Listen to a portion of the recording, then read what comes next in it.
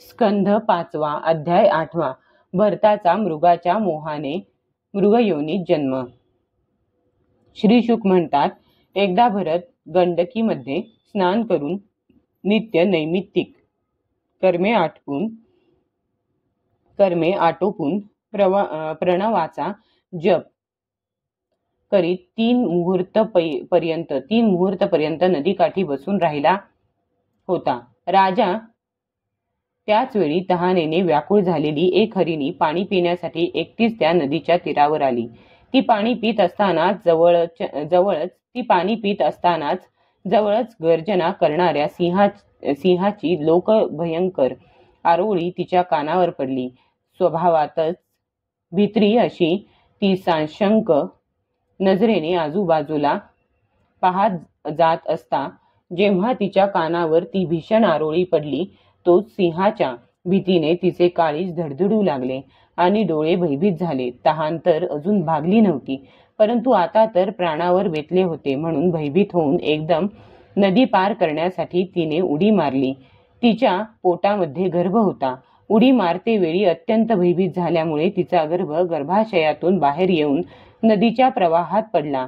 सिंहाच्या भयाने लांब उडी मारल्यामुळे त्या हरिणीचा गर्भपात झाला.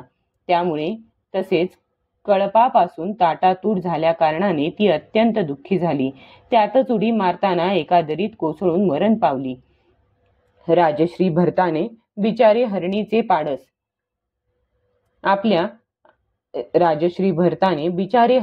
पाडस आपल्या आईची ताटातूट होऊन नदीच्या प्रवाहात वाहत आहे असे पाहून त्याला त्याची दया आली आणि त्या मातृहीन पाडसाला तो आपल्या आश्रमात घेऊन आला.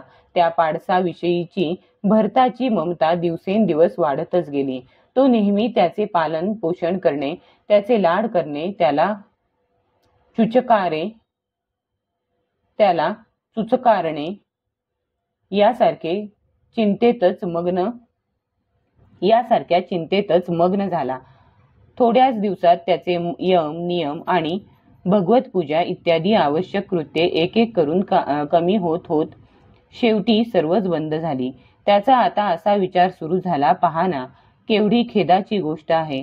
या गरीब बिचाऱ्या मृग पाडसाला कालचक्राच्या वेगाने आपला कळप, सुहृद आणि बांधवांपासून लांब सारून माझ्याजवळ आणून सोडले. हे मलाच आपला माता पिता,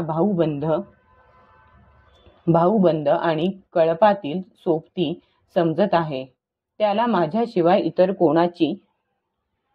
इतर कोणाची माहिती नाही आणि माझ्यावरच याचा पूर्ण विश्वास आहे. शरणागताची उपेक्षा करण्यातील दोष मी जाणतो, म्हणून मला आता सर्व प्रकारे दोषबुद्धी सोडून या माझ्या आश्रिताचे चांगल्या तऱ्हेने पालन पोषण आणि लाड केले पाहिजेत.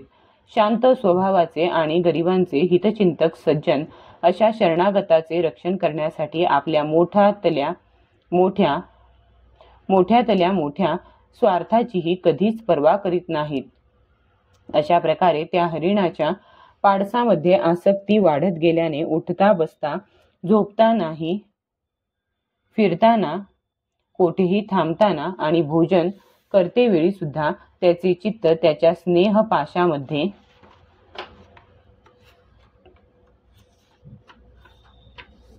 बांधलेले राहत असे.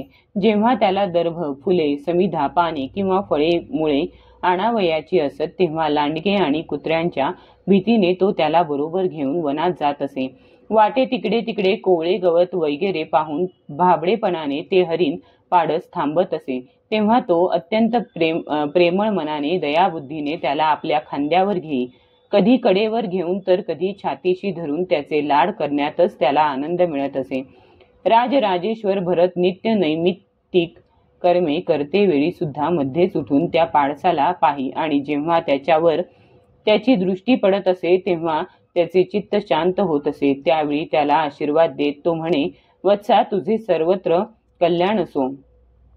जर ते कधी दृष्टीस पडले नाही तर पैसा चोरीला गेलेल्या गरीब माणसाप्रमाणे त्याचे चित्त अत्यंत उद्विग्न होऊन जात असे आणि नंतर त्या पाडसाच्या विरहाने अंतःकरण व्याकुळ होऊन करुणेच्या त्याच्याविषयीच्या करुणेने त्याच्याविषयी शोक करीत मोहाने तो असे म्हणे, अहो, आई विना असलेले गरीब पाडस दुष्ट पारध्यासारखी बुद्धी असलेल्या माझ्यासारख्या पुण्यहीन निचावर विश्वास ठेवून राहिले आणि आताही मला आपला मानून मी केलेल्या अपराधांची सत्पुरुषांप्रमाणे मला क्षमा करून परत येईल ना? पुन्हा मी त्याला या आश्रमाच्या बागेत भगवंतांच्या कृपेने सुरक्षित राहून निर्विघ्नपणे हिरवेगार गवत चरताना पाहू शकेन ना? एखादा लांडगा कुत्रा, कळपाने हिंडणारी डुकरे किंवा एकटेच फिरणारे वाघ इत्यादी त्याला खाऊन तर टाकणार नाहीत ना?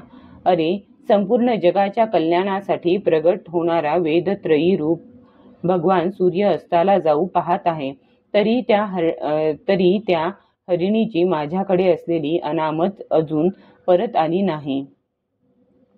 तो हरिण राजकुमार पुण्यहीन अशा माझ्याकडे येऊन आपल्या मृगपाडसाला शोभणाऱ्या निरनिराळ्या मनोहर आणि दर्शनीय क्रीडांनी आपल्या माणसांचा शोक नाहीसा करून मला आनंदित करील काय?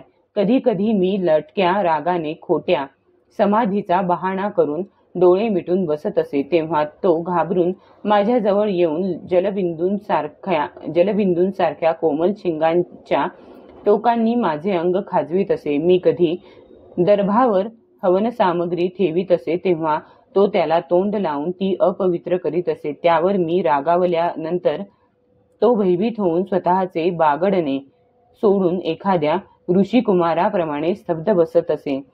त्याच्या खुरांच्या खुणा जमिनीवर पाहून, अहो, या तपस्विनी धरतीने असे कोणते तप केले आहे की जी त्या अतिनम्र कृष्ण मृग पाडसाच्या छोट्या छोट्या सुंदर सुखद आणि कोमल खुरांच्या खुणांनी पाडसरूपी धन हरवल्यामुळे अत्यंत व्याकुळ आणि दीन झालेल्या मला त्या द्रव्याच्या प्राप्तीचा मार्ग दाखवित आहे आणि स्वतः आपल्यालाही सगळीकडे त्या पदचिन्हांनी शोभिवंत करून स्वर्ग मोक्षाच्या इच्छुक ब्राह्मणांसाठी यज्ञस्थळ तयार करीत आहे. ज्या जमिनीवर काळवीट वावरतात ती जमीन शास्त्राने यज्ञाला योग्य मानली आहे.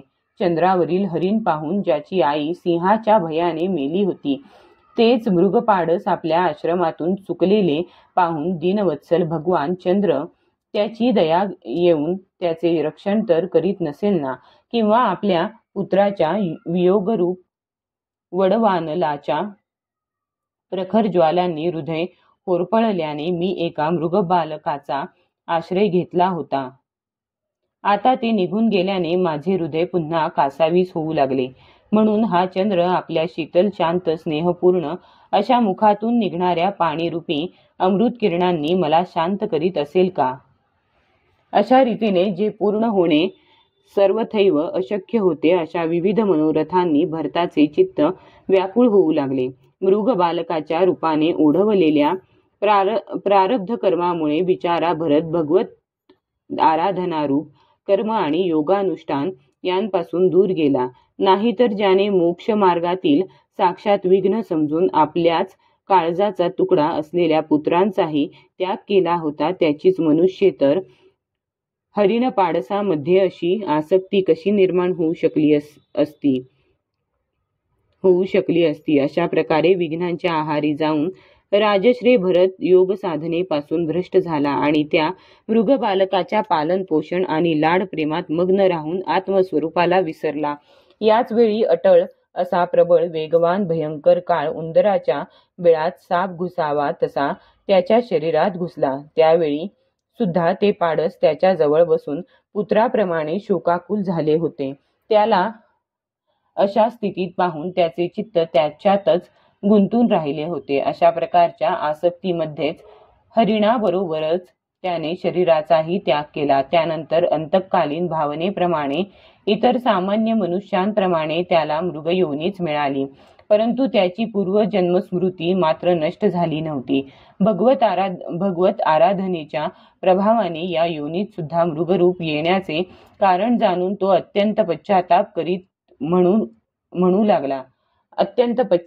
करीत म्हणू लागला, अहो, केवढी ही खेदाची गोष्ट! मी संयमशील महानुभावांच्या मार्गापासून भ्रष्ट झालो. वास्तविक मी मोठ्या धैर्याने सर्व प्रकारची आसक्ती सोडून एकांत आणि पवित्र मनाचा आश्रय घेतला होता. तेथे राहून जे चित्त मी सर्व भूतात्मा श्री वासुदेवांमध्ये निरंतर त्यांच्याच गुणांचे श्रवण मनन आणि संकीर्तन करून तसेच प्रत्येक क्षण त्यांचेच आराधना आणि स्मरण इत्यादींनी सफल करून स्थिर भावाने पूर्णपणे त्यांच्यातच लावले होते. पण अज्ञानी अशा माझे तेच मन अकस्मात एका लहानशा हरिण शिशूच्या मागे लावून आपल्या ध्येयापासून ढळले. अशा प्रकारे हरिण बनलेल्या राजश्री भरताच्या मनामध्ये जी वैराग्य भावना जागृत झाली ती लपवून ठेवून त्याने आपल्या हरिणी मातेचा त्याग केला आणि तो जन्मभूमी कालंजर पर्वतावरून निघून पुन्हा शांत स्वभावाच्या मुनींना प्रिय अशा पुलस्त्य आणि पुलह ऋषींच्या आश्रमात भगवंतांच्या शालग्राम तीर्थामध्ये आला. तेथेही काळाची प्रतीक्षा करीत आसक्तीच्या मोठ्या भयाने एकटाच राहून तो सुकलेली पाने गवत वेली यांचा पाला खाऊन पोट भरीत मृगयोनीची प्राप्ती करून देणाऱ्या प्रारब्धाच्या समाप्तीची वाट पाहू लागला. शेवटी त्याने आपले अर्धे शरीर गंडकी नदीच्या पाण्यात बुडवून सोडले. अध्याय 8 समाप्त.